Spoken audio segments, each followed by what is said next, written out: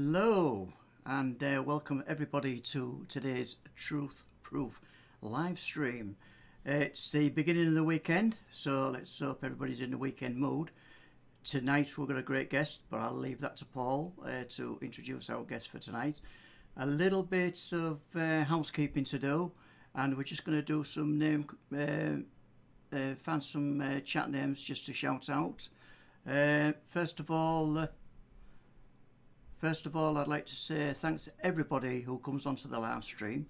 We are streaming from East Yorkshire, UK, so welcome everybody from around the world and in the UK. And let's give some name chat sounds. First of all, I've got to say welcome to Leslie Kirby, who's taking all the questions tonight. She'll be taking all the questions, and Paul and Sacha will be trying to get to answer some of those questions. Make sure all the questions are in capitals, so that way we can see them a lot better on the chat screen. And okay, we've got Andy, who's our moderator for tonight. So hopefully anybody who gets a little bit out of hand, I'm sure Andy will know what to do with those people. Okay, so we've got Steph in the chat tonight. Evening, Steph. MKMD Exploration and Paranormal, and thanks for the super chat, MKMD. That's great. If anybody wants to give super chat, that's entirely up to you, folks. It does help us bring these streams on every week. There's also a PayPal link on the Truth Proof Facebook page for anybody who wants to donate through there as well. Okay. Susan, just looking. Welcome, Susan. Stephen Wardley, welcome, Stephen. Deborah Singleton, hi, Debs. And let's have a look. Going through. David Hind, welcome to the show, David. And let's hope we can get through some good topics tonight. Okay, let's have a look. I'm going through these. Chris Turner Films. Hi, Chris. Welcome to the show, Chris. And Jason Taylor. Hello. Lisa Rod. Thank you, Lisa, for joining us tonight. Sam Fowler. Great, Sam. Sean Fowler, I should say. I'll get your name right, Sean. Welcome to the stream tonight. Alison's on. Alison Buttle. Thank you, Alison. And we'll just scroll down. Rebecca King. Hello, Rebecca, and thanks for joining us on tonight's stream. Tino's back in the chat. Hello. Hello, Tino. And let's have a look. Richie Salt. Yes, Richie. Welcome, Richie. And we've got a great crowd on tonight, as usual. So, I think, we just got a little super chat in there. And it's Stephen Lewis. Thanks for the super chat, Stephen. Thank you very much. And it's great to receive those.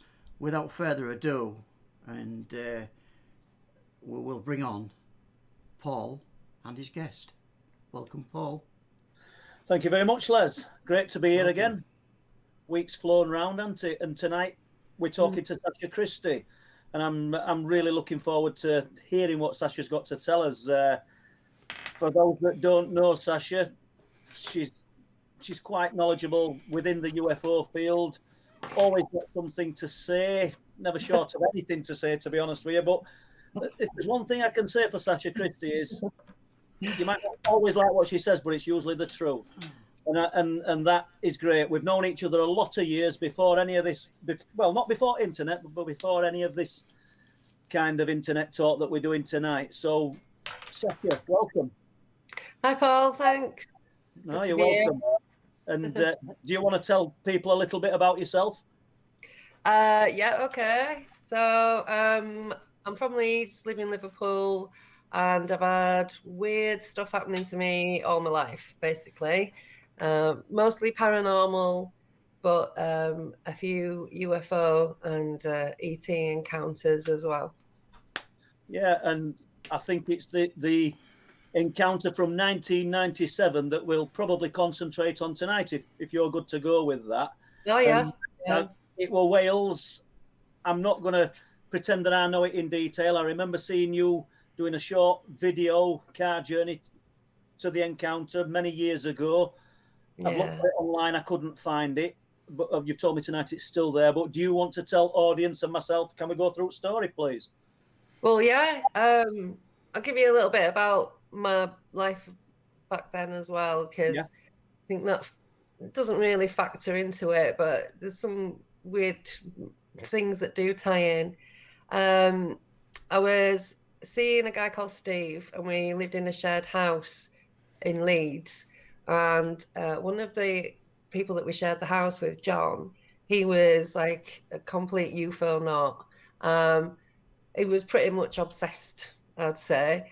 He'd had few experiences and seen, something just totally shoot off at impossible speeds, and it captured him like it does us all. And so we were going sky watching because of him, basically. So we go usually up to Menworth Hill.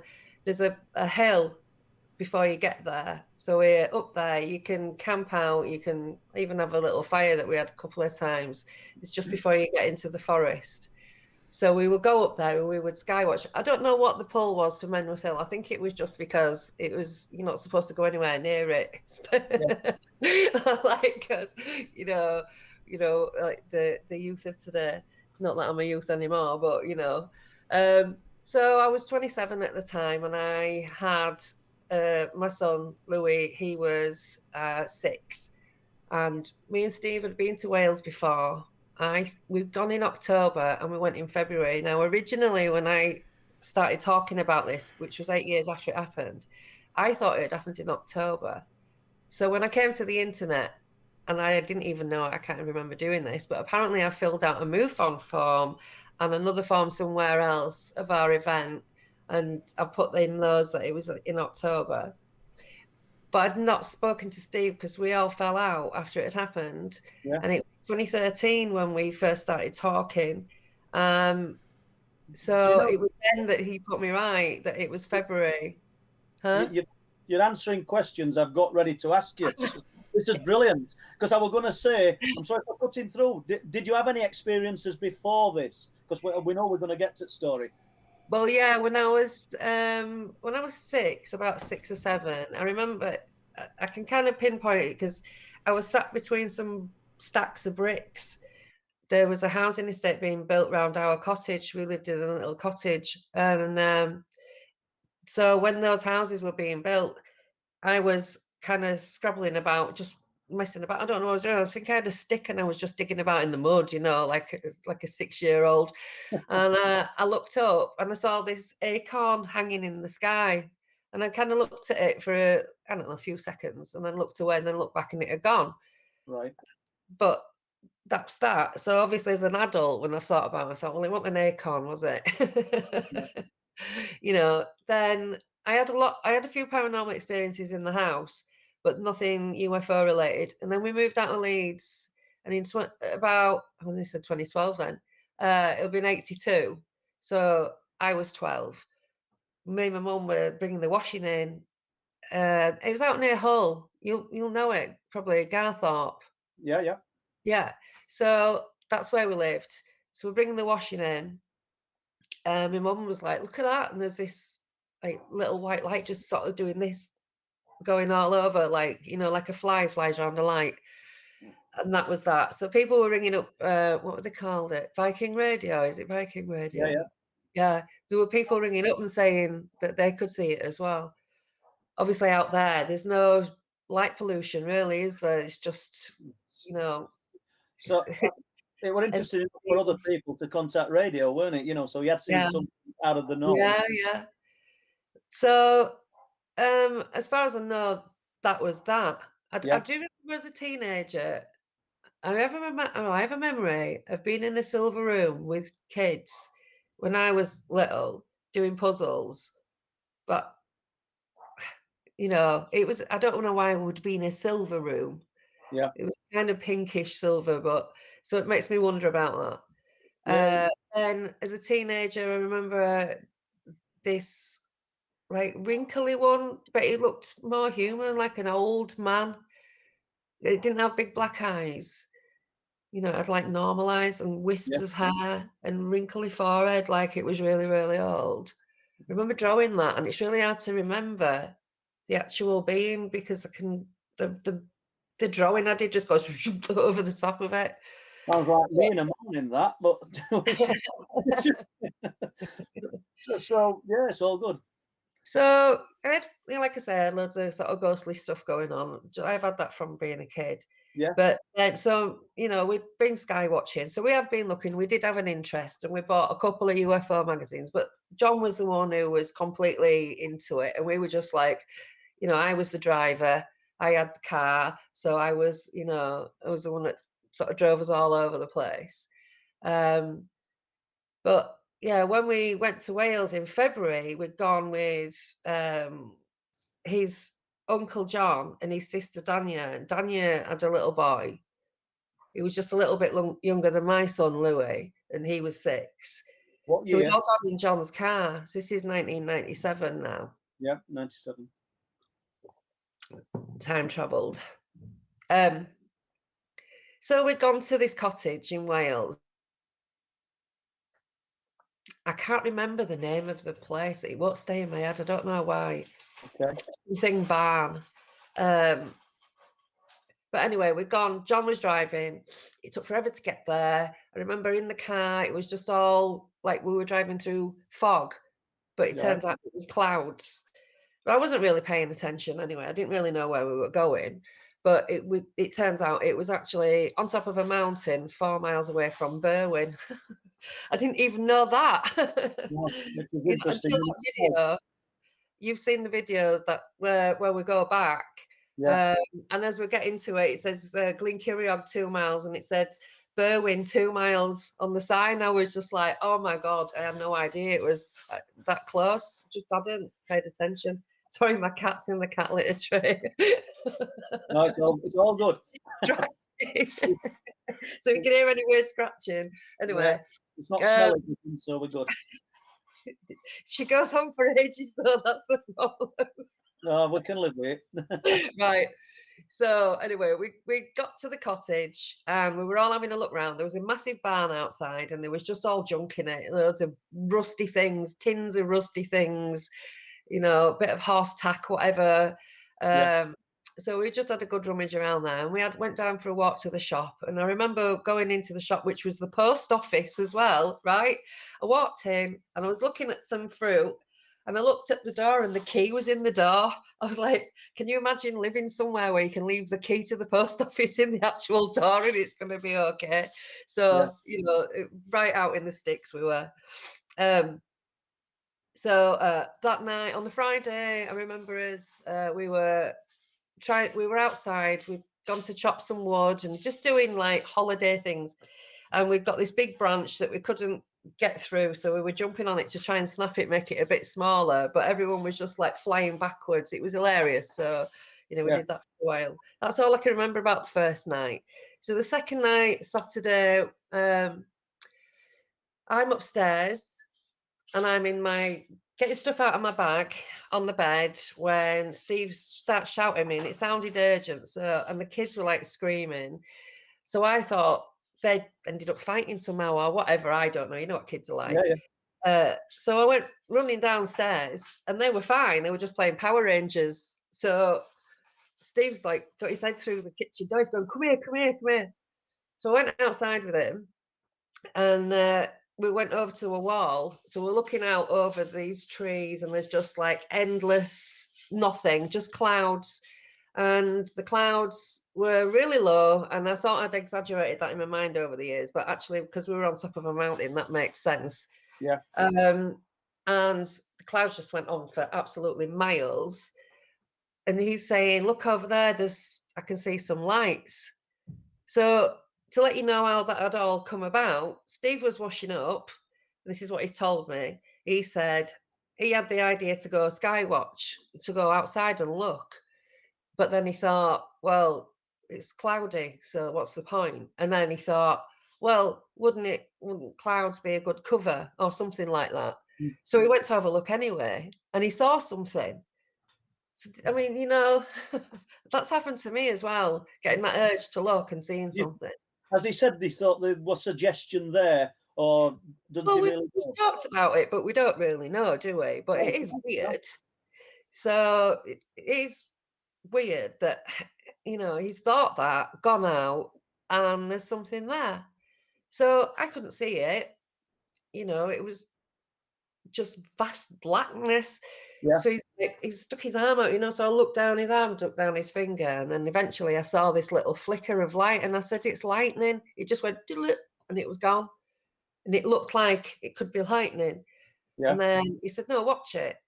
So it moved a little bit, and then it came on again, and then it moved a little bit. Well, I obviously didn't see it moving when the lights were on, but it was obviously moving, and it had a uniform pattern to the way that the lights were coming on. So we were watching it. I was like, "Oh my God, yeah, this is mad." So eventually he went inside, and I think he told John and Danya, and so everybody ended up being outside, and we were all looking. And then it stopped moving off to our right, and then started coming towards us. We only knew it was coming towards us because it was getting bigger. Yeah. And then it was kind of zigzagging.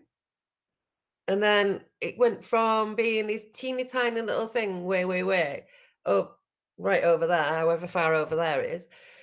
So that to see the whole thing, you'd have to look like that, because In what time frame did this? Oh, we don't really know. This is what we can't figure out. But it was ages, like maybe even an hour, all of this going on. Not an hour for it to get to us, but the whole event, you know.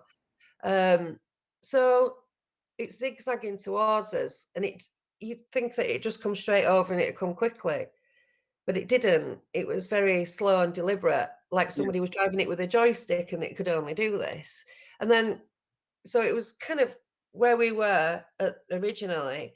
As it got to here, we sort of moved across and down the garden, because it was in the field, over the field, which was kind of opposite the front of the house, or the back of the house, really. So there's this field, and it was full of sheep, and they'd all been jumping about and making noise, you know, all the time we'd been there. And now they were lying down and quiet, you know, completely silent. Do you recall a change in atmosphere, silence, or at that time? No. That Oz effect thing. No. There was people there, so we were all talking. So even if there was a vacuum, we could still hear each other, you know. And you know, there was no static or anything like that. No. But so it's over the field, and I'm pretty sure that I saw a red light through the clouds. So there's white, all white, and it's all spinning. So I'm sure Steve actually said that he remembers a red light on the top. Well, we say the top, we don't know. It was in the clouds. So we're not seeing the craft itself.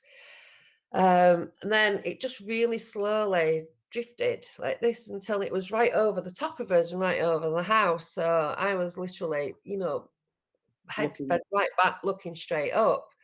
And I remember Daniel standing on a little wall. So I'm like in front of a hedge, but there's a wall and a drop.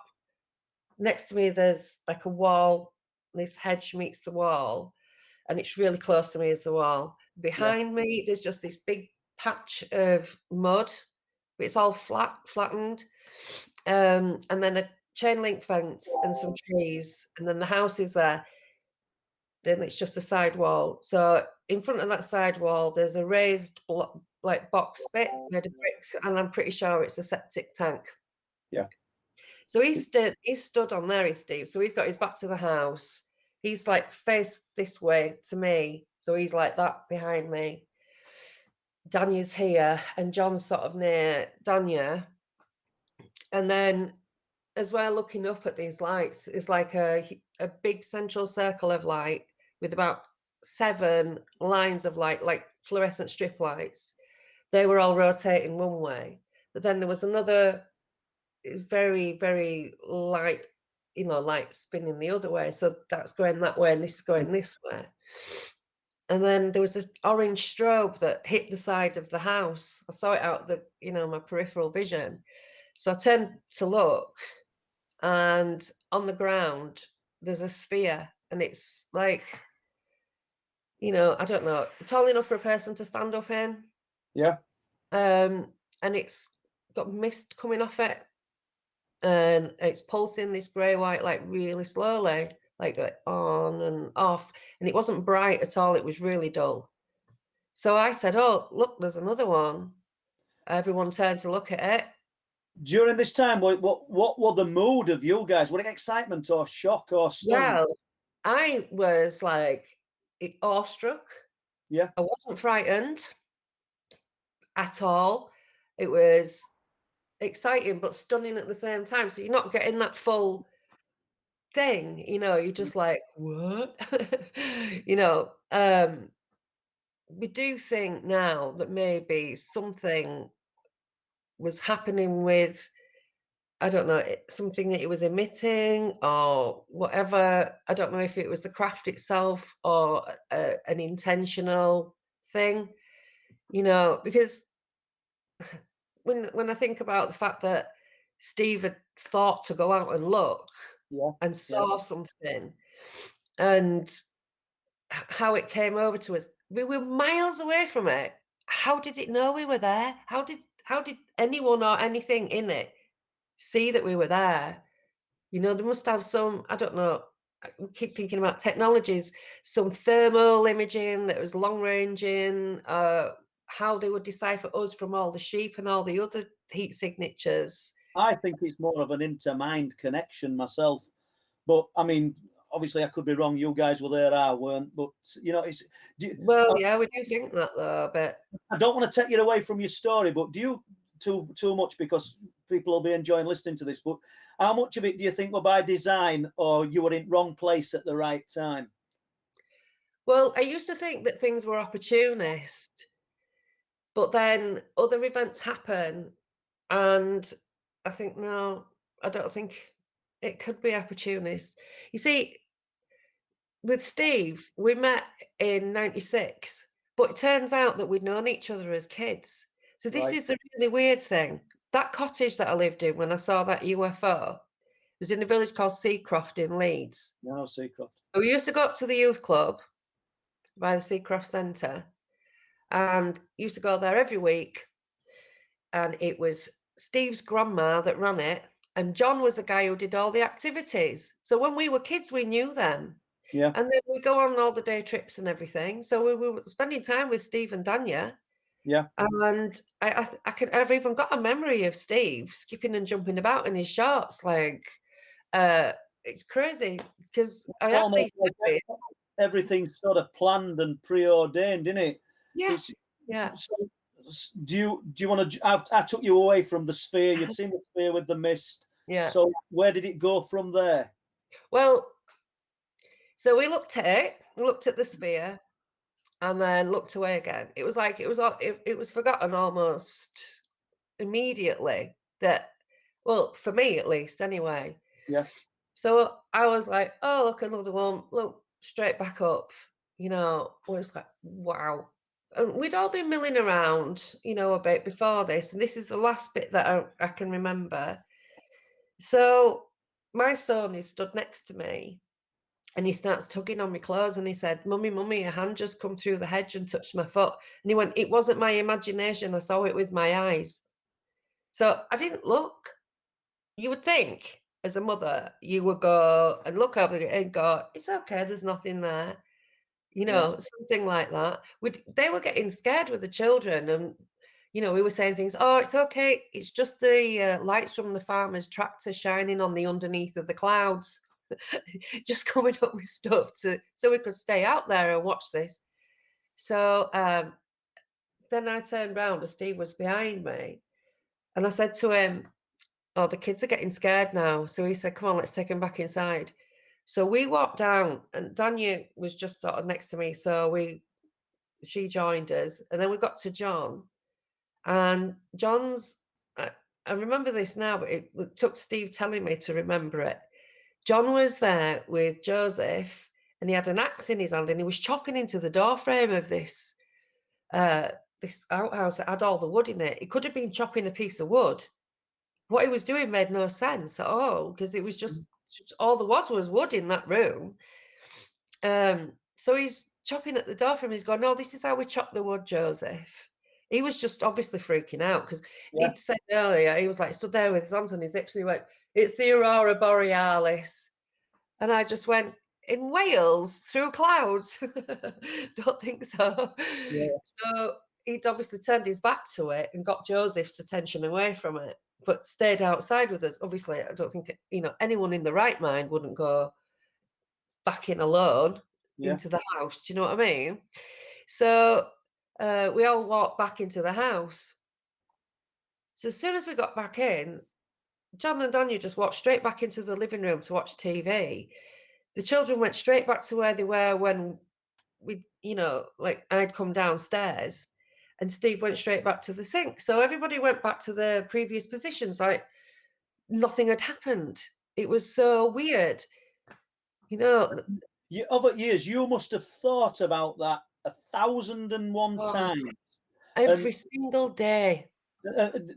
Not just the sighting, but the actual process after you'd gone inside. I mean, you left it, and why did you leave it? I'm not questioning you. I do the same myself. I hear, and why didn't I do that? And it's got to be an interaction with we'll not call them the beings, but the intelligence within what you were looking at that's able to manipulate us. Because that is not normal behavior to see something so spectacular. Group of people, children as well. Little boys, 6 years old, you said, didn't you? 6 and 5, yeah. But, and he knows what he's seen at 6 years old. We know he's not an adult, but he knows he's seen something. And like you said, a parental reaction would have been to look down and sort of. So just sticking with that. The hand looked. He thought at first that it was the hedge because the fingers looked like sticks, but they came through and they touched his foot. So the hand had come through the hedge and touched his foot.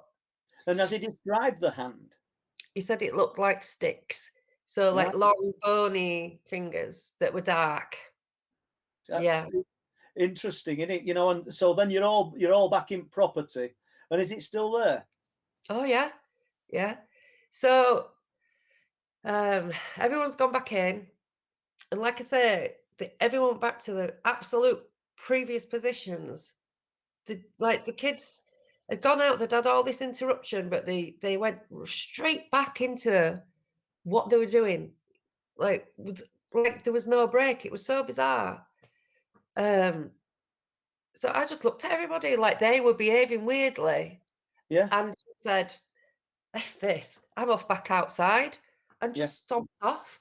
Like, just walked out of the kitchen and walked all the way back up that garden and stood right underneath it by myself. I did not think that this was a stupid thing to do. No. Nobody said, no, don't go out there on your own, or I'll come with you, or whatever, because the kids were in, John and Daniel were in. Steve could have come back out with me, but he didn't.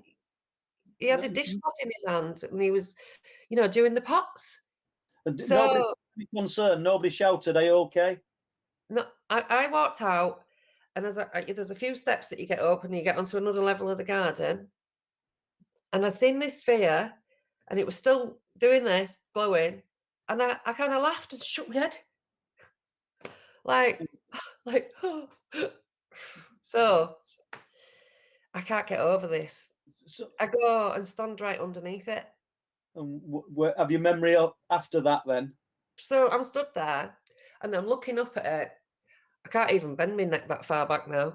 Anyway, and I heard this running, and it was literally like that behind me, and it bumped into me, and it literally took me jumper with it. It didn't grab me jumper and pull. It was like somebody bumping into you that hard that they drag your clothes with them.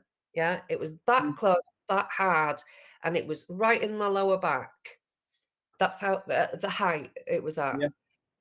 And then it was like, boom, my chest exploded, like adrenaline. It's just nothing like that pulse.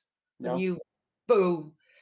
And I thought, run. But by the time I thought run, I was already running. My body was gone. That fight or flight, you've got no conscious control over that at all.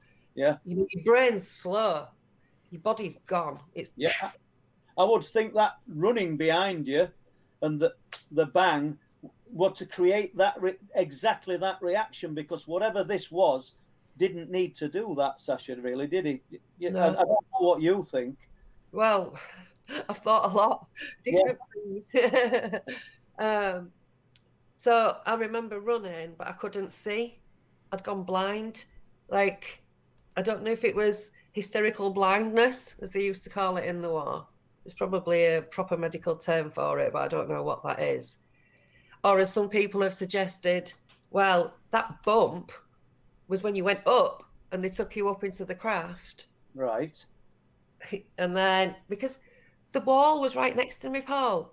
Yeah. If it was running past me, it would have just gone straight into a wall and bounced off a wall and whatever it was. Well, that's not possible, is it? The feasible what it were doing. Like somebody, well, what if it was a sheep? Well, sheep run away from people. Sheep are really skittish. If it had been a ram, then fair enough. They're quite aggressive, but it would have still been there, and I would have known it, and I'd have had a proper button. You know, everybody's going to come up with some kind of plausible explanation, but it can't detract from the fact that you're looking at something that's been stationary in the sky above you. There's been a sphere of light on the ground. Either you're all lying or it's mass hysteria. But I think personally, because I've heard this story before, but a few years, that you've all had this experience. And you know, but people are going to say, well, could it have been a sheep? Could it have been a ram? But surely they'd have been in fields behind the stone wall, wouldn't they? Yeah. Yeah, they wouldn't have been in garden, or were they sheep in garden? And there wasn't a way into the field from the house. You'd have to go back out of the property and down the lane, and there'd probably be an opening somewhere. So when you got back into the house, or did anything else happen on this journey, this flight off right journey? No. I was gone. I was out of there. I thought it felt like the slowest run that I've ever done in my life. Yeah. Couldn't get away fast enough. It was like my legs were hitting the ground too hard. I couldn't, I just couldn't I wanted to do a bionic woman leap from them steps to the kitchen, and I really tried my hardest. I remember just putting my everything into leaping from that top step to the kitchen door. And then I had another couple of steps, and it was like, as soon as I got to them steps, I'd flash, I could see, and it went black, and then boom, I could see again. And then I was in the house, and I just stopped dead because I saw the kids. Well, we'll go to reaction in house. I'll just check if Leslie's got any questions here. Yeah. If you don't mind. No. Yeah. Rebecca King, welcome, Rebecca, to tonight's show. She's asking Sacha, have the little boys spoken about it since? You know, when you mentioned about the little boys. Well, I can't speak for Joseph, but my son has, Yeah. He says he remembers the lights, he remembers the hand. But then after that, all he remembers is everything that I've said before. You know, but it's not like we don't talk about this. We rarely ever talk about it. You know, I've said to him, you know, when I write a book, I want to, you know, because I want to tell my story properly. It's not because I want to make a load of money. You know, I said, do you want to put something in it? Or do you want to make a statement for a talk? And so far he said, no, I don't really want, you know, I just don't want to think about it. He had terrible night terrors, and he had PTSD. He actually told me when he was 8 that he wanted to kill himself. So, you know, there's just the stuff that has happened since, and the things you have to get through and cope with. Do you think once you've been touched by something like this, then it's like a tripwire and you're open then? Not because of maybe because of, you know, it's real, so you're open more to the belief system, or the belief system's there. You know, you don't need to wonder if this is real. I don't believe in UFOs, like Don said last week. I know they're real. I'm not a believer, I'm a knower. Yeah. So, jump in, Les, have you got hotels? Yeah, I just got one more question. Bobby Dazzler, welcome to the show, Bobby. Has Sacha any marks on her body over the years after these incidents? Oh my God. Loads. I've got an album on my Facebook, Sacha Christie Facebook. It's called Unexplainables. It's just all bruises that I've had. Some of them are just unbelievable. There's one on my thigh. It's a line, like something has been, like I've been hit with a rod or something. And then it honestly looks like somebody's poured paint and then gone boom, and then so you can see like the spread of the way that the blood vessels have burst in my leg. I have no idea. But I'll tell you what, when I had an operation in 1994, and when I came out of the anaesthetic, I grabbed the nurse by the hair, I kicked the anaesthetist in the face, I held this nurse hostage, and I was screaming at all the medical staff to get your filthy hands off me, you dirty... Right? And they had to come round and sedate me. And then when I came round for the sedation, I kicked off again. So these bruises might be me kicking off, trying to get away, you know. I've had one experience where I don't even want to talk about it, but it involves me trying to run away and hide, you know. I won't be surprised if I've given them hell. And the bruises, Sacha, I take it that these have appeared overnight, so you've woke up and you've got these most of the time, yeah? Yeah. So yeah. there's not really an explanation for them, is there? No. One was in 2007, I had an abduction experience. And the next day, I had all these bruises on the back of my hand, like 7 of them going up there and 1 there. Bruises, there was like 2 here and then 1 here up my arm, and it went all the way up, like little dot bruises all the way to the top of my arm. I couldn't even take a photograph of it properly. I had to do the photograph in sections, so you couldn't even see my whole arm in one photo. And I've even done like negatives, turned it into a negative, you know, so that you can see it, the bruises really stand out. Yeah. Just crazy. And I've got like a black dot under my armpit, and I don't know what. Well, it's not even black; it's kind of blue. It looks like a tattoo. And do you think they're these bruises? Do you think they're connected all the way back from Wales? Do you think it's the same interaction that you're having with whatever? Well, I've seen a few different ET types. I've seen something in 1992 as well. You know, them fat blue goblins with the big black eyes, wear a brown cowl. It was in my bedroom. I heard this, Sacha, wake up now. And I opened my eyes, and I was laid on my side, and I just looked straight in the face. It was stood right next to me in the bed. I had my son on my chest. He was a baby. And I scrabbled to the bottom of the bed and jumped up, and there was nothing there. And I was like, what? So I'm looking around the flat looking for my partner, Tim, because I thought he's come with me and said, Sacha, wake up now, or whatever. And there was nobody there. It was, whoa. So I thought, what a mad dream, until I sing Communion. And then I was just all, no, because it's not, because that's my reaction to everything, is bawl my eyes out. But then I knew it wasn't a dream. So I don't know what the interaction is. Also, the house, the paranormal activity was off the scale. Loads of witnesses, loads. People wouldn't even stay there. Hated coming to the house. It was absolutely rancid. So I don't know if it was something to do with the paranormal activity, because we had beds shaking and all kinds of stuff going on, like big black holes appearing in the floor with the girls in their room, nosebleeds at the same time. Them two of my kids having nosebleeds at the exact same second. Just strange. So, jumping from that, Sacha, let's just check with Les again, see whether he's got any questions, because otherwise I'll start reading them out, and then it upsets him. Thank you, Paul. Thanks for them answers, guys.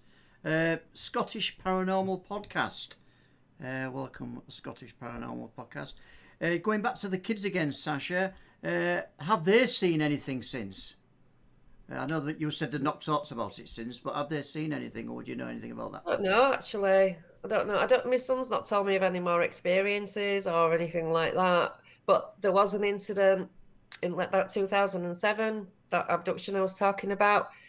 I went through the abduction. The next day, my mum rang up and said, I had this awful dream about you last night, and went to tell her version of the same event.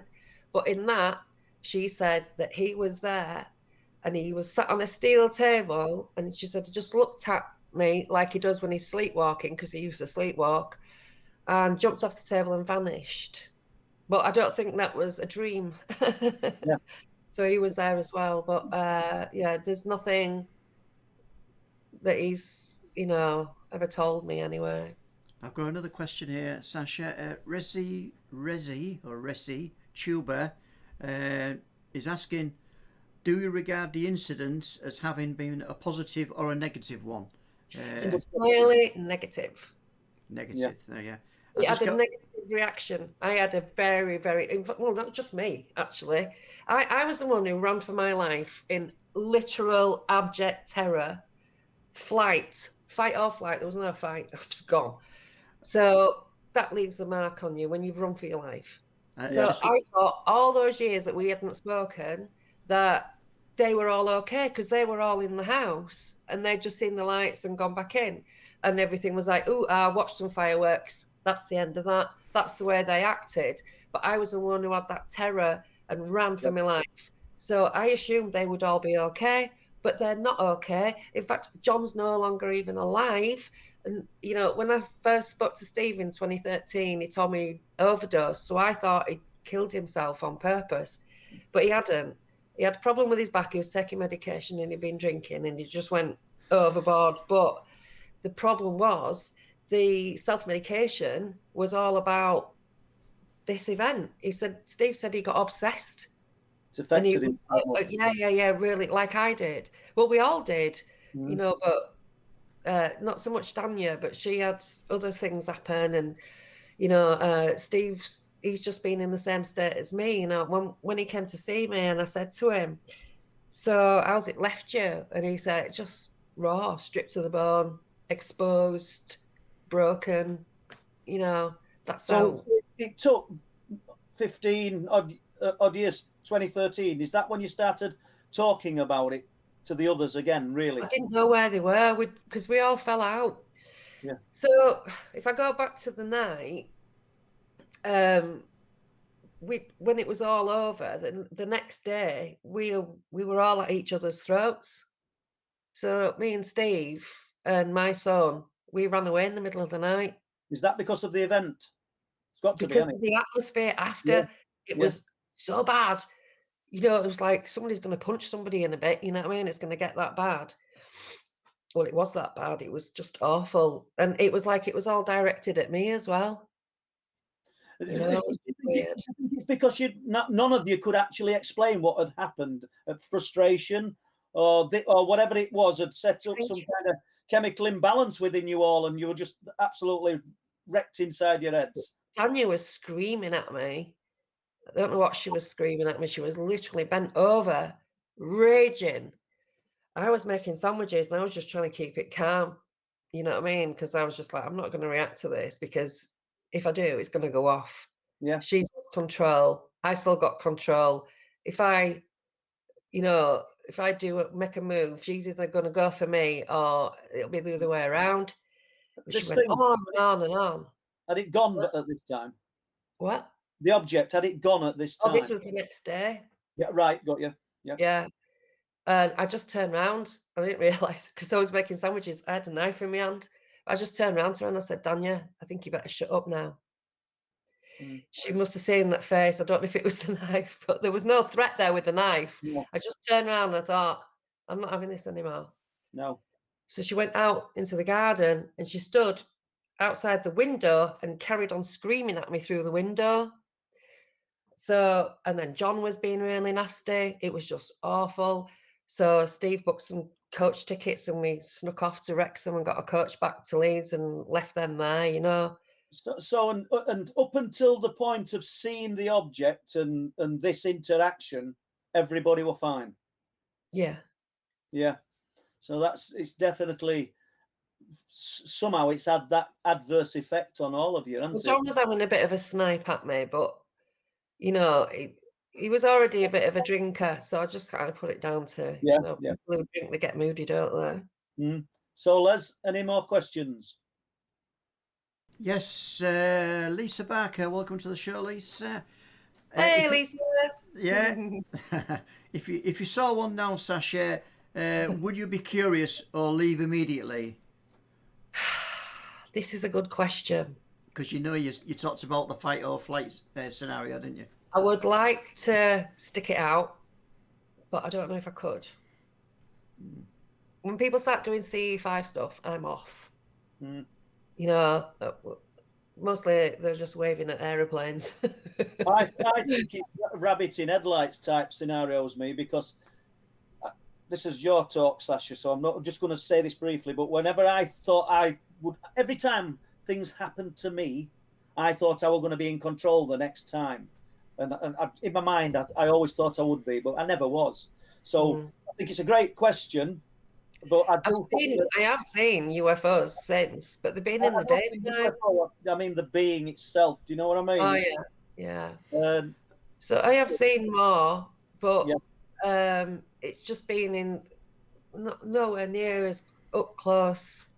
You know, just I haven't felt threatened. I didn't even feel threatened by that until whatever it was ran up and bumped into my back.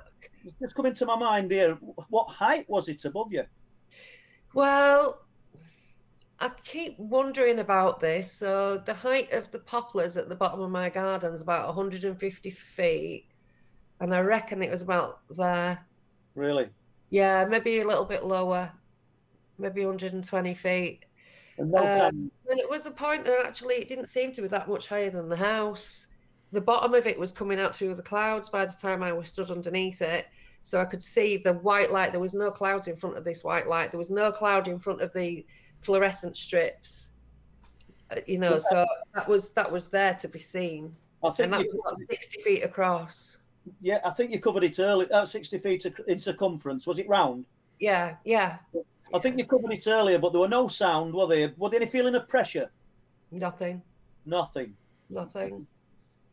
Okay, let's more questions. Yeah, I'll just ask one more for now, and I'll let you guys carry on.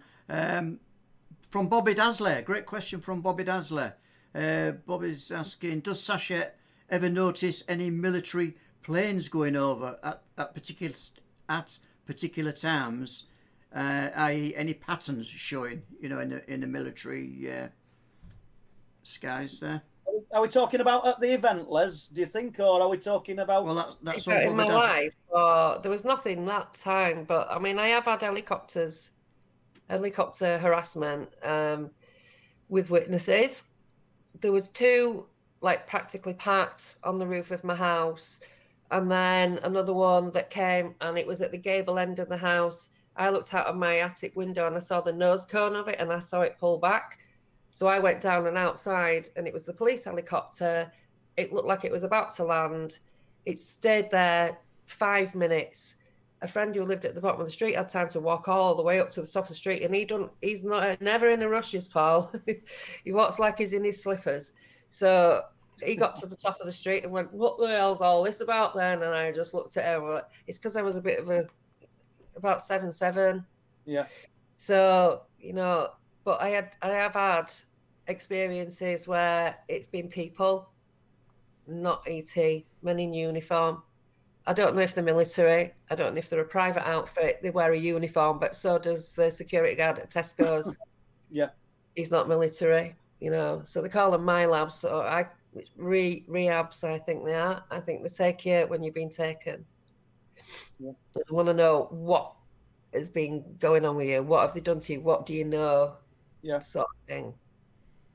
You know, after the event then, Sacha, when you got home, did you feel lost, or did you just search for explanations? As it set you off? I was terrified.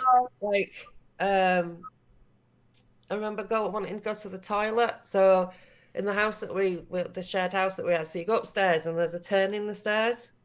Yep. So I went jogging up the stairs to go to the loo and stopped because the light went on. So I came back down and turned the upstairs light on and went back upstairs. If I went into a room, usually, and in this house, we had the light switch here. So you open the door and the light switch is there. So I would go boom and bang the door open and hit the light switch really fast. So if anything was hiding behind that door, it would get knocked into next week. Yeah. That was just how I was. That was like, that went on for,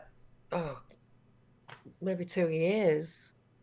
And how does it, obviously since then you've sort of done quite a lot of, lots of research, not necessarily on your incident at Wales, but did you find any more information out that could have been packed around your story. Well, we know Berwyn, 1977, that the Berwyn Mountains incident, and you said you're 2 miles from there. That doesn't necessarily connect to it, but it's interesting nonetheless. Yeah. And the Broadhaven event was the same week. Really? Yeah, but 40 years later.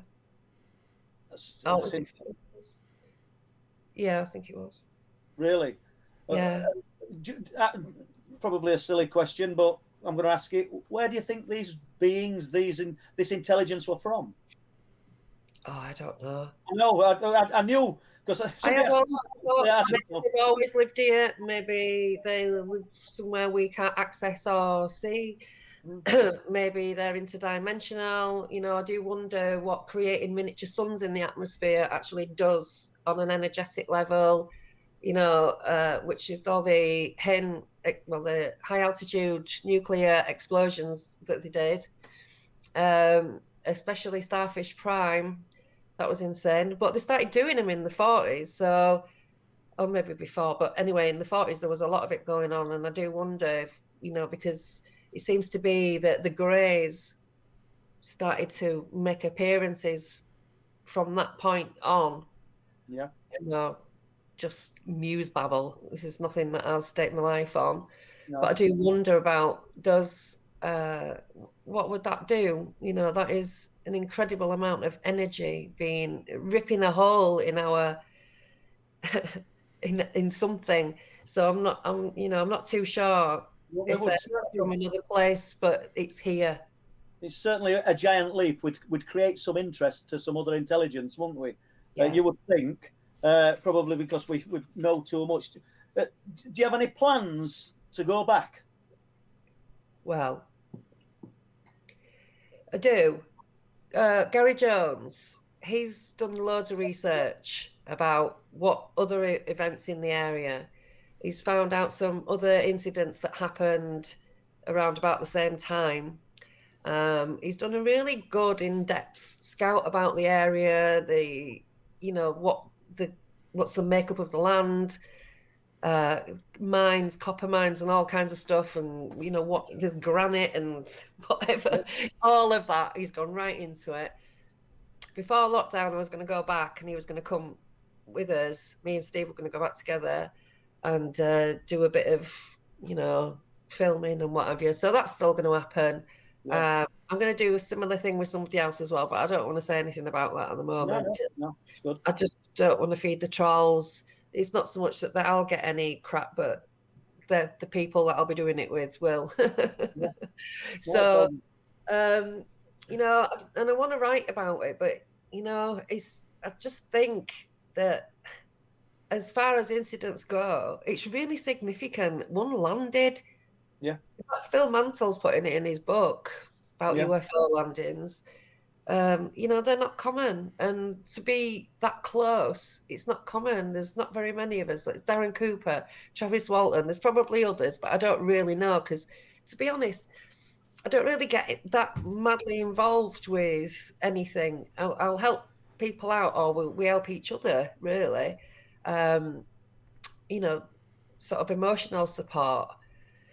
But I don't go cramming my head full of all the loads of other people's experiences because it just makes me think about my own, and it's traumatizing again. I can relate to that. People during these live streams, they've asked me what I think of that case and this certain incident, and I usually put my hand up and go, well, I only really know about the stuff I've looked into. I know a lot, it's valid. A lot of people do, but then they can sit down and just reel off story after story, Roswell, and all these major cases, and I can't. I don't mean they don't interest me, but I've enough going on.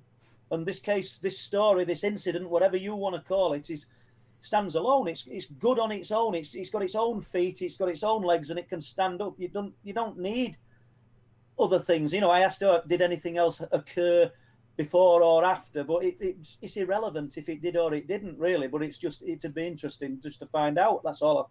Can't access any other memories. No. Steve remembers. He said he felt like when we went because this is the most unbelievable part of it all. While all this is going on, we go to bed.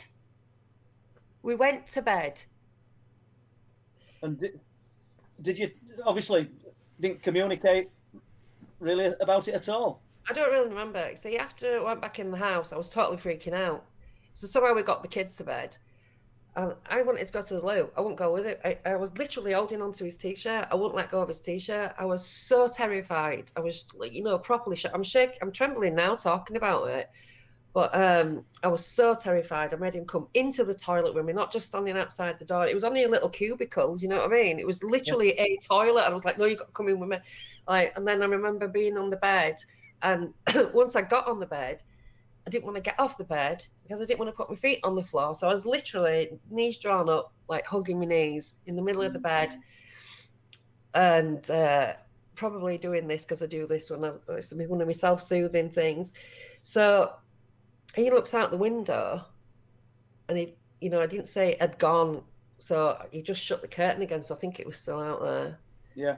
He says he remembers that we started getting fruity with each other as well. And then he was like, no. He said he felt like the ceiling, the roof was gone and that we were being watched and it all went wrong. So that I didn't remember that. And it was when he told me we were walking through Liverpool and he told me and my head just nearly snapped off turning at him. And I said, what?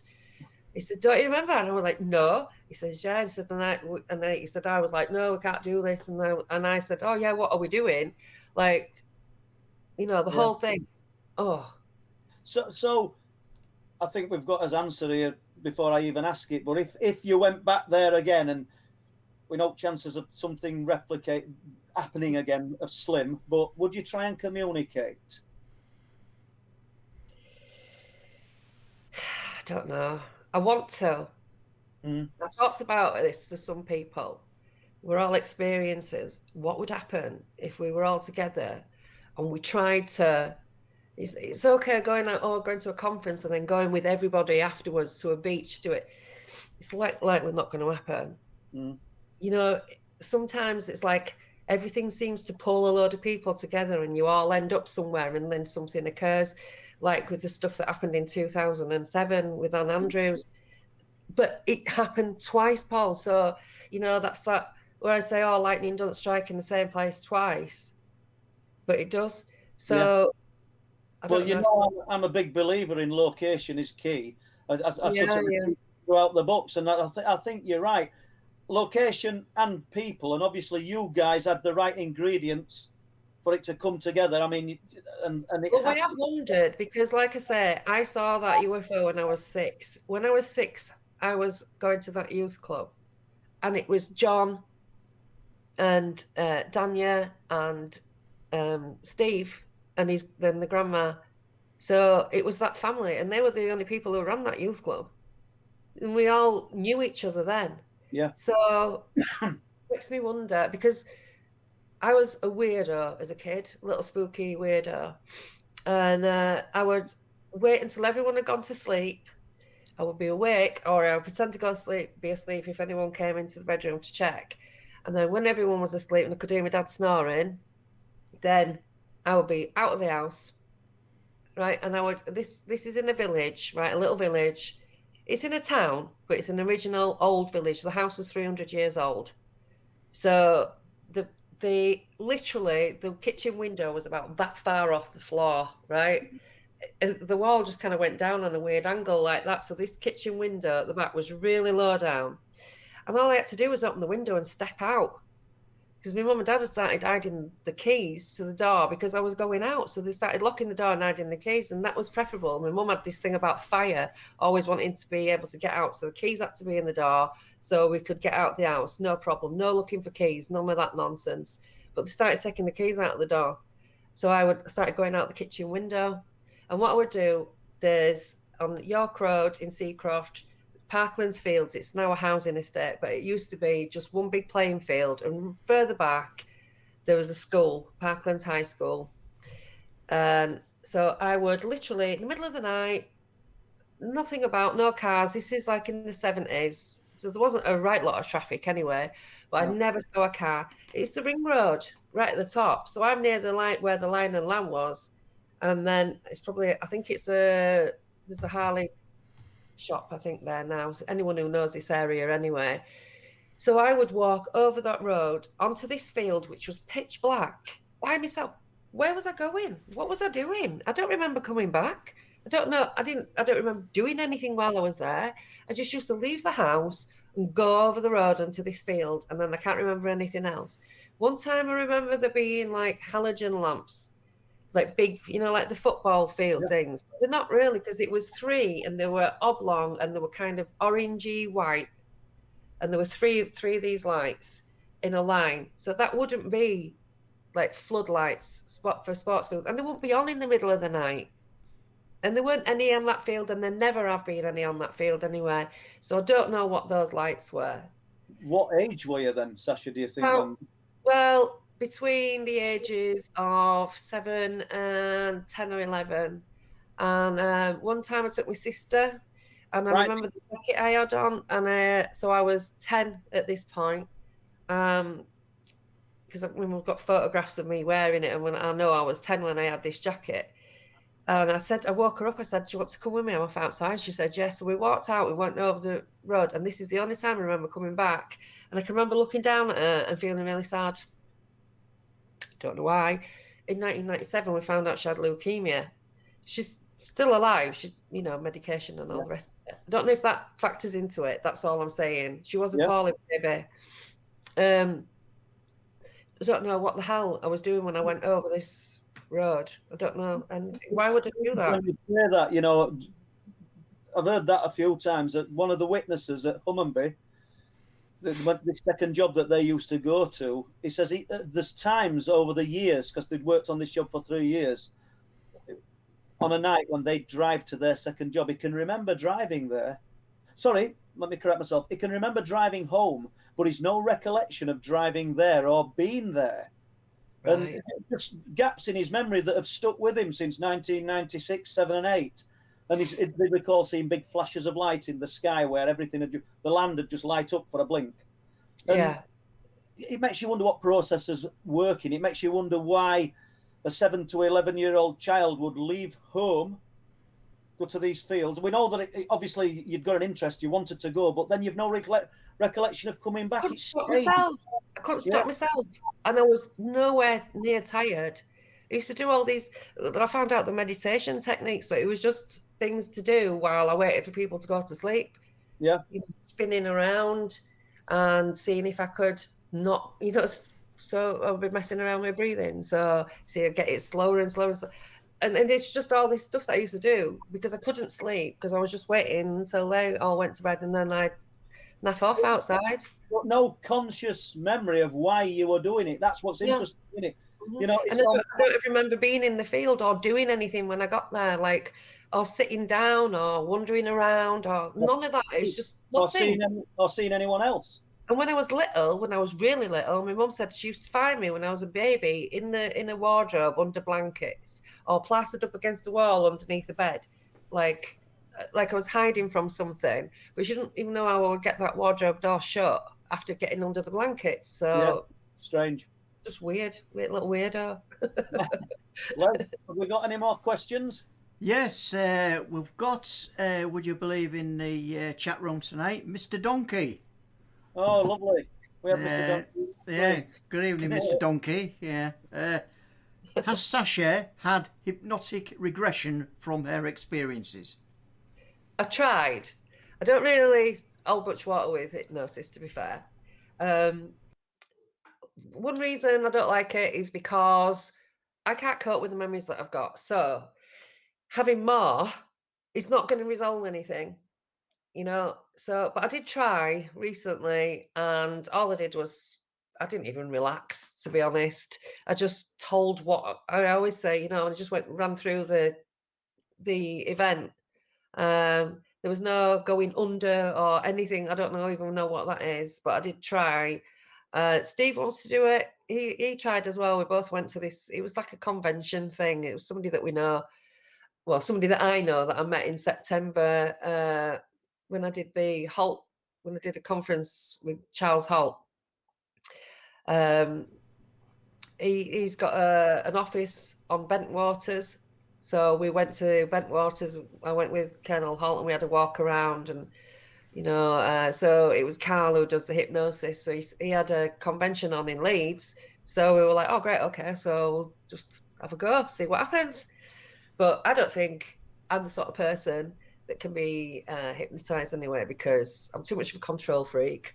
And also, I don't know what to do with the memories that I've got. So I don't know what to do with more memories.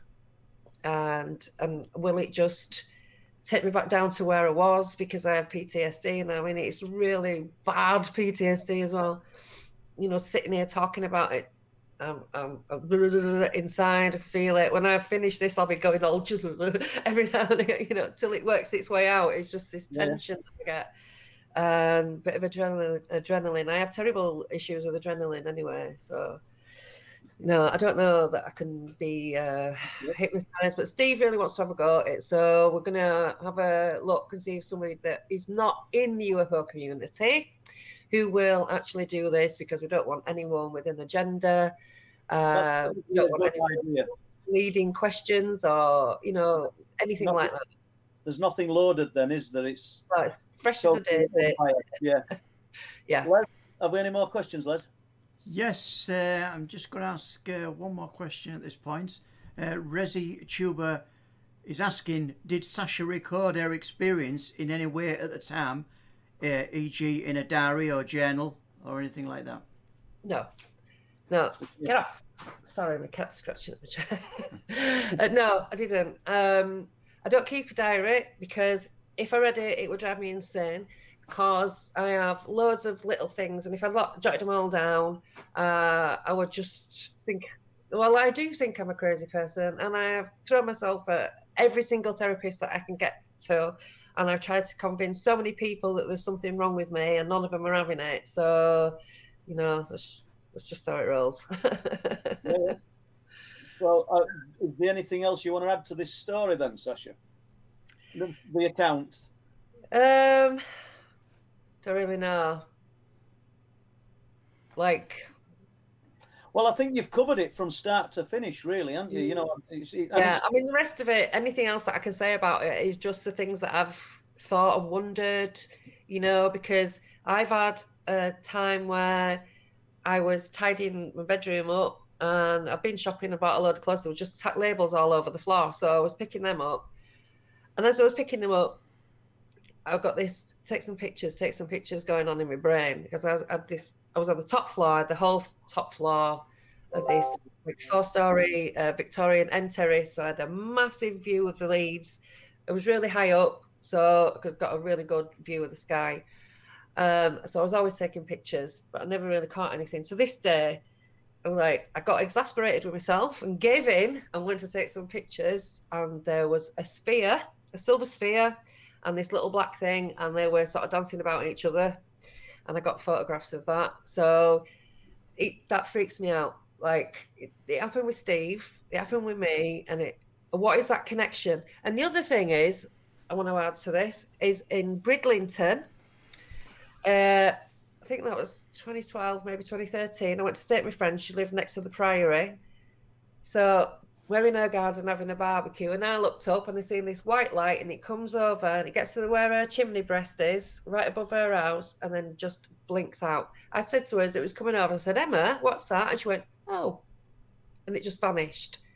So when they'd gone to bed that night, I got her binoculars. So I'm stood out of the kitchen and I'm looking at the sky, and I think I've seen this light moving, but I wasn't sure if it was me or whatever, and there's all them, it's a really good sky in Brid. There's not a lot of light pollution because of the coast. So I picked a star for my point of reference to steady myself against and watch this light move. And so it got to about here, and they both flew off together.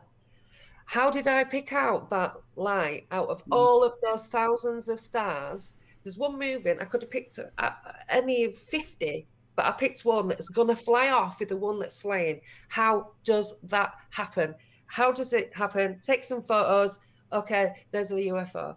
Go outside and look at the sky. Okay, I do. Not me, Steve. And there's a UFO. Right. So some sort of connection with consciousness. This the is intermind connection. The rock angler, top of Bempton Cliffs, looks out to sea, sees the big star and thinks, I don't recall seeing that star before. I've repeated this story loads of times, and he says literally seconds later it's above him. And so obviously it's not a star, but it looked like it was in heavens when he says, and it's lit the ground up like a welder's torch. I can see the blades of grass, they look like the silver spikes. And then in a blink it's gone. And he's connected with something. His mind, his eyes, I don't know whether it's a visual connection. It can't be a visual connection in every aspect, in every instance, because you're talking about thinking things and going to look, and something's happened. And the light, the light you just described. Yeah. When you were stood in the garden and that thing was there, and that light was brilliant white. Yeah. As soon as it touched anything, it was blue. Ah, interesting. Yeah. So I remember looking up at Dania because she was stood on that little wall, so she was up a little bit, and I looked at her, and her eyes were just like saucers, and she was just blue. But the light was white. Obviously, that's gone through your mind a few times. That's not just come back to you, has it? But that's an interesting part of the story. Before we ask Les about another question, and I think you've touched on this as well, Dania. I mean, you've got one of the witnesses to speak. We know other ones passed away, but there's no chance of Dania speaking about this then. Well, she said she just doesn't want a last name used, and she doesn't want a face known, because the UFO community is insane and savage. Yeah. And you've both seen what's happened to me. Yet Steve, he's a tough cookie. And he's like, I don't care. They can think what they want, I just deal with this now. I want to go back. I want to try and access more memories. I want to, He's exploring. He's on a journey of his own, isn't he? Yeah. She might release a statement. We might even be able to record a voice. Yeah. Because she's got her own story. She was there an extra day. The car wouldn't start. That's what I'm meaning. I mean, she's key in your story as well, isn't she? Really, she's an integral part. I'm not saying he's needed because it stands alone, but you've got Steve talking about it. It'd be wonderful if she plays a small part for you. I mean, I could just be making it up for attention. You know what I mean? But now there's going to be others coming forward.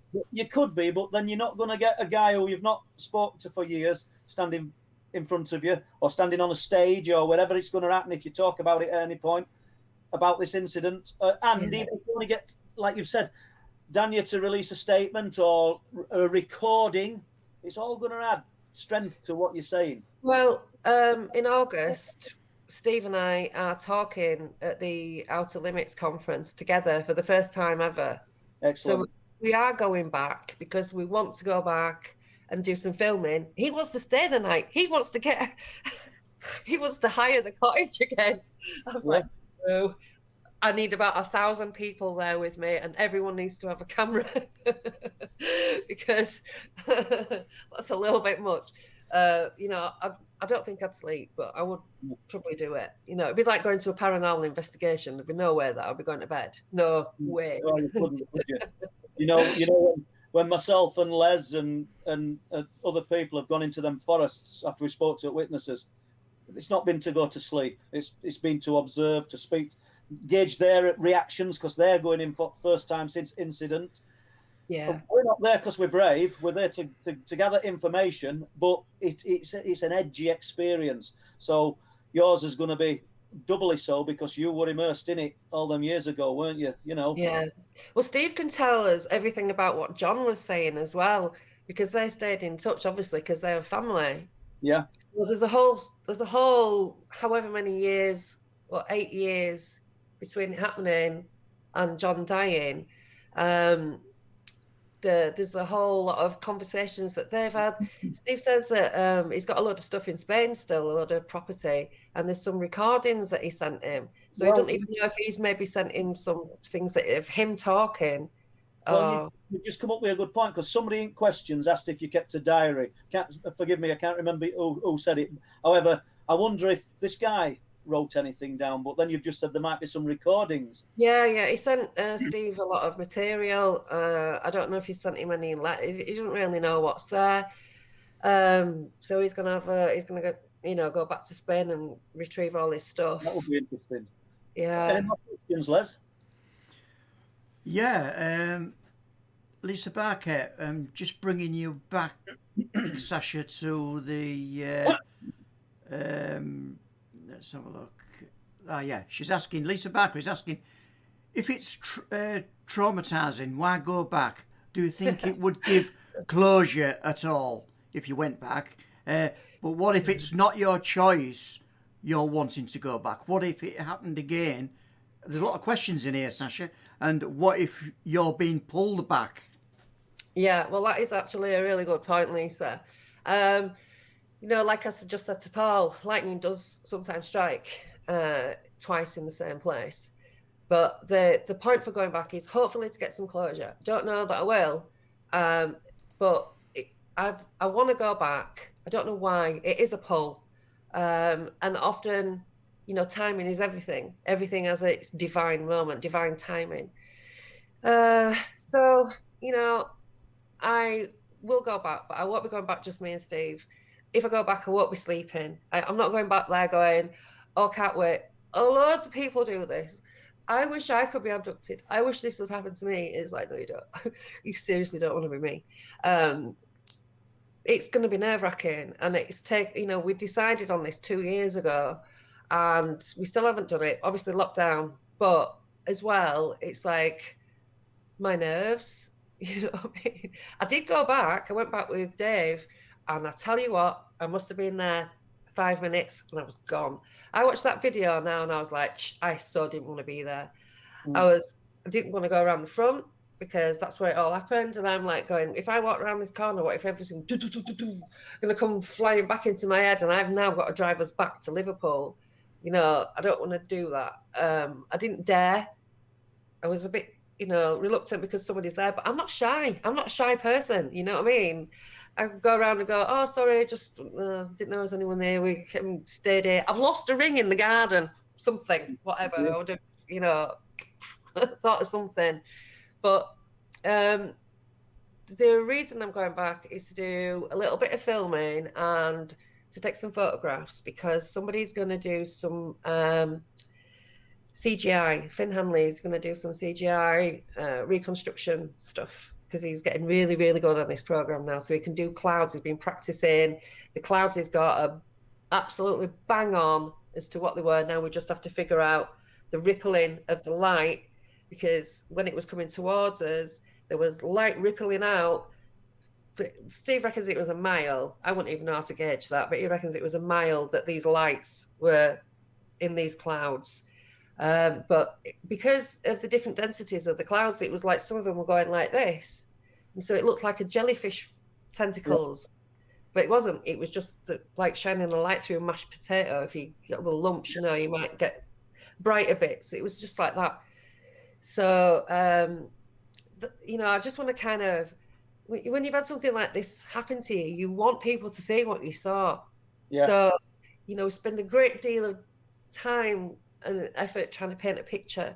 So if I don't have to do it with my words and waving my hands about, and somebody can help me with this, this is going to be great because then people can see what we saw because it is significant. I'm not trying to big myself up. The event was significant. The thing that happened, doesn't matter who it happened to, take me out of it. It doesn't matter. It still happened and it was massive. The whole thing was massive. You don't hear about things like this very often. But I understand why minimal amount of people have shown an interest in the way.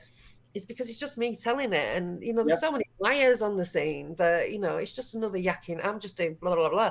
But when everything else comes out and the whole story is told and it's one-dimensional, people will realise what I've been trying to say, that, we don't get these huge UFOs with spheres landing with groups of people very often, And like you said, you've now got Steve to talk about it. He's quite happy to sort of. He might even come on the show and talk to you about it himself, Steve. I'll have to ask him. Yeah, that would be good at some point. I've no doubt, and obviously, you might get a few words from Dania, so it all adds to it. And your son, who's no less important in the equation, because let's face it, something touched him. I mean, something from another world. It's quite incredible. When you look at it like that, I don't know whether we call it another world. I don't know what it is, but something touched him that's not from our sphere of existence. Let's put it that way. Why it did that though? Why did it do that? You know, it's weird. Why touch? Why not? I don't know. It is. And why did your son look down and perceive he was looking at something like a stick or a branch? You know, it came through the hedge. Is it suggested? Do these things impress what they want? One of the times he was having his panic attacks when he was little, or he would say, "I feel like I'm falling backwards through my bed," and I know there's this noise in my ears, and he was like, that's when he said he was going to kill himself. You know, I forgot what my point was then. Oh yeah, he was going.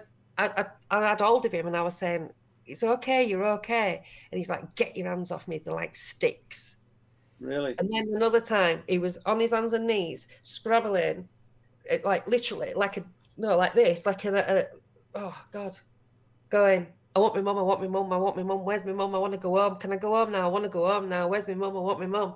And I'm like, I'm here. And he just wouldn't have it that I was him.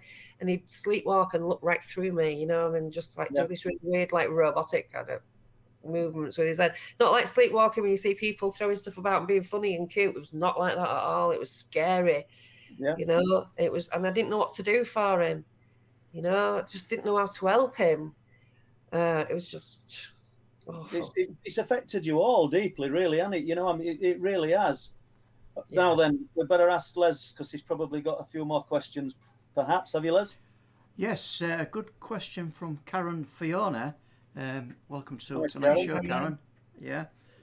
My own family have experienced events, things regarding alien/ghost beings.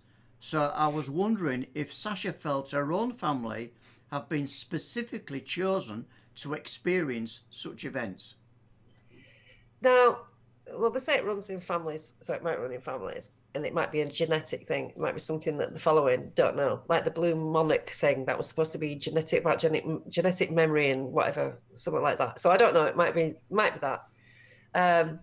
It might be that you know, that they're attracted to people who have paranormal experiences or who have abilities, or we might have abilities because of the interaction with the ETs. So, you know, like when my son was little, he was having interaction with him, but he could read my mind. I mean, literally read my mind. So I was giving him a bath, washing his back, and I was thinking, oh, I might go to Kelly's in a bit for a coffee, right? And he went, oh, don't go to Kelly's.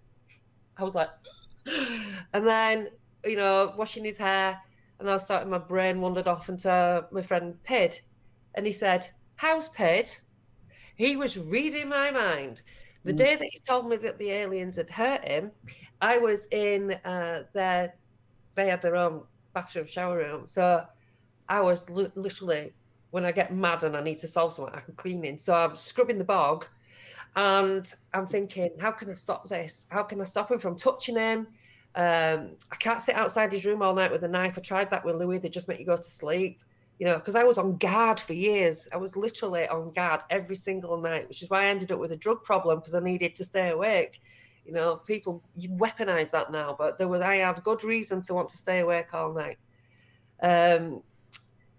So, I forgot my thread now. Well, you'd been sat outside his room guarding. You'd been reading. Oh, so he said to me, he comes up behind me when I'm cleaning the toilet, and he goes, "You can't stop him, Mummy." I didn't even say who. I just said, why not? And he went, because they're bigger than you. And he walked off. He was 4 years old. He was in another room completely. I'm in the bathroom. He's in his bedroom. I'm like, are they in there with him? Are they telling him this? Are they listening to me as well? Have I got a private thought? No, you haven't.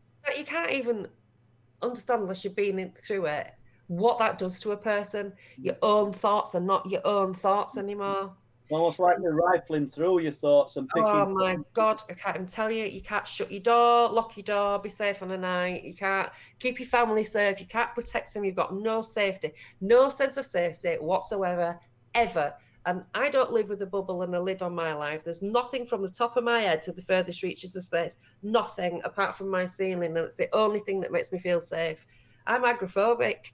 You know, I don't even like leaving the house. When I do, it takes a lot out of me to go. When I go to a conference or whatever, it's immense, you know. But I'm determined to not let them completely ruin my life. I've ranted at them. You have ruined my life. You are ruining my children's lives. You know, he's going to go to school. This is when he's 4. He's just about to start school, and he's going to people. Do you see the aliens? Do you see the aliens? And I'm like, he's going to say that to a teacher.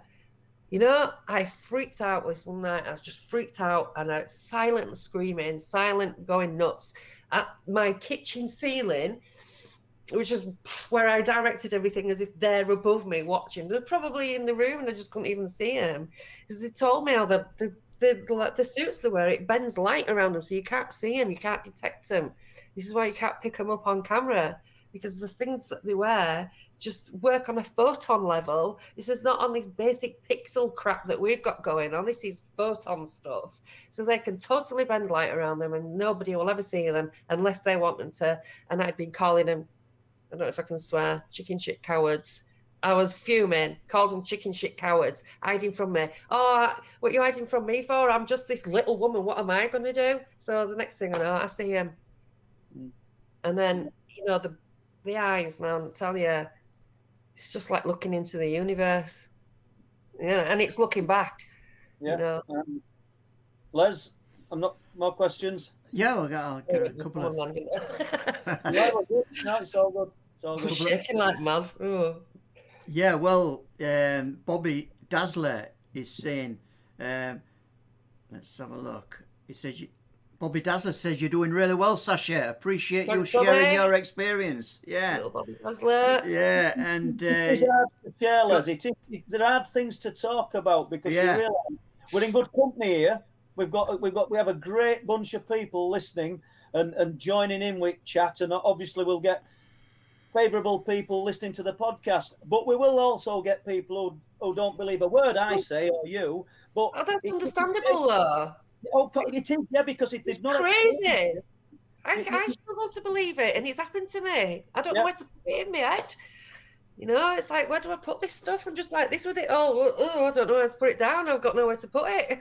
Well, it's good that you're sharing it, and I think people will appreciate it. But let's jump back to Les. Go on, Les. Yeah, Bobby Dazzler goes on to ask, Sacha tried a medium. I know we talked about regression earlier. Have you tried a medium about your experiences? I can't think, it's slightly different, I guess. Interestingly, I used to go see a psychic in Leeds, a psychic called Tress Connor. She's retired now, unfortunately.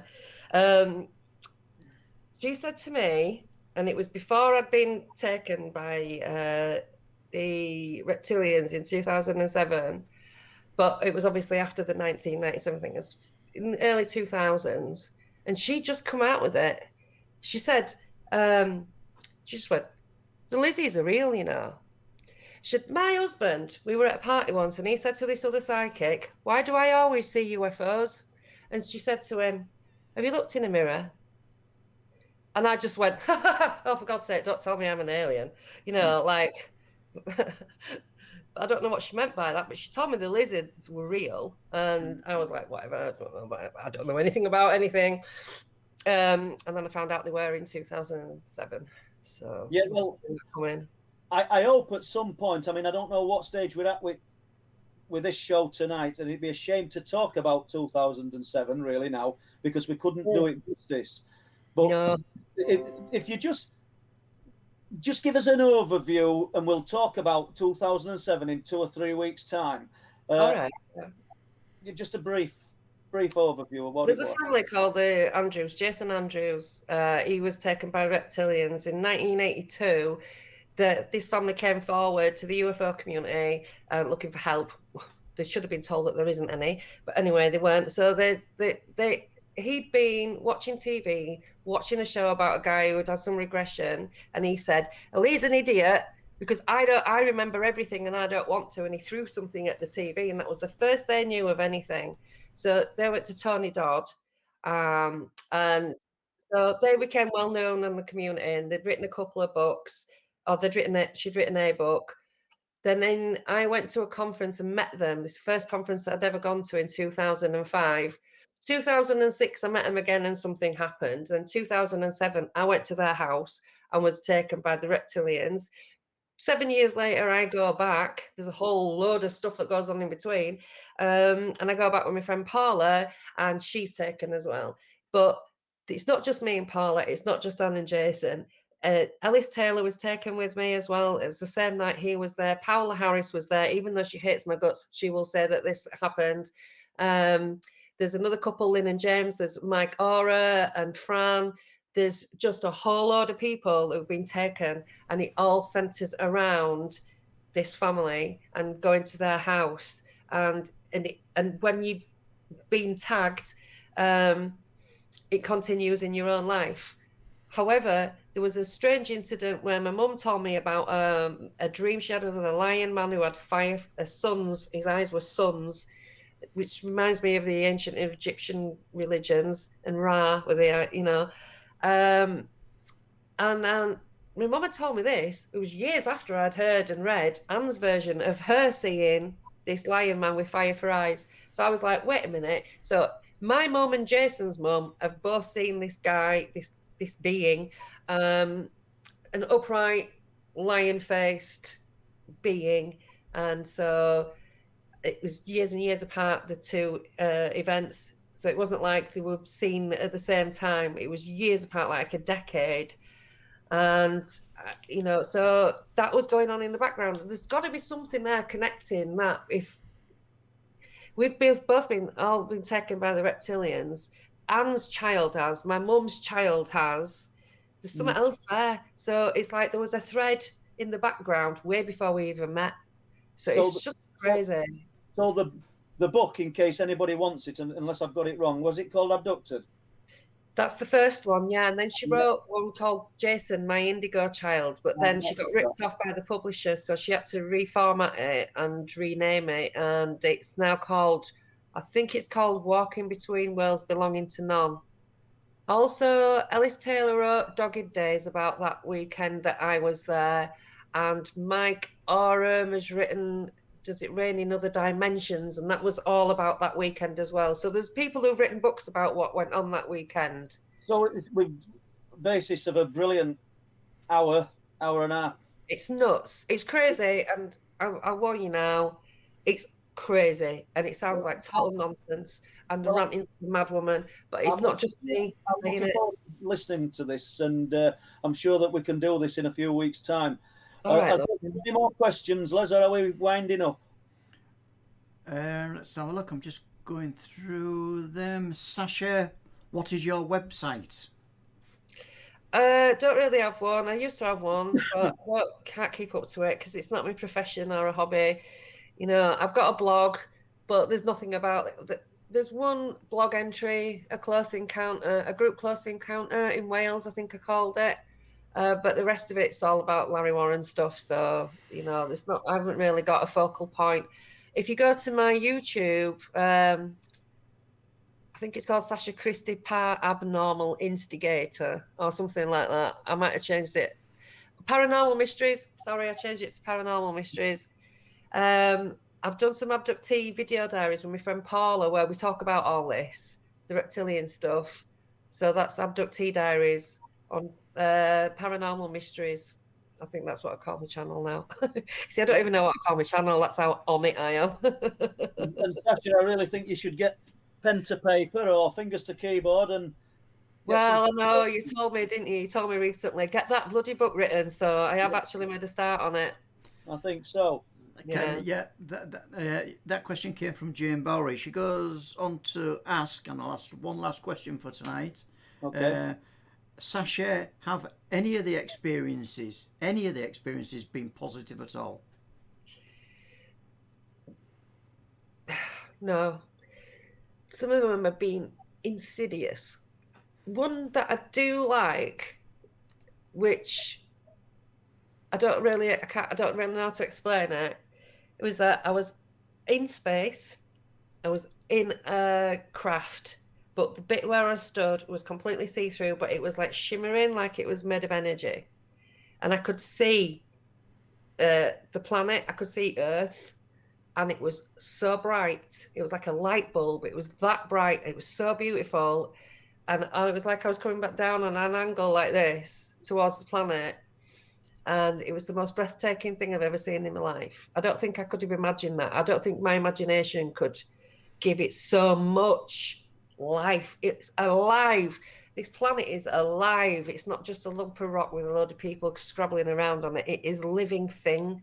And the light that comes off it is just mind-blowing. An astronaut will know that. Well, They've seen that. That glow. It's just one late question. Yeah, one late question has come in. I don't know if you want to answer this one, Sacha. MKMD Exploration and Paranormal.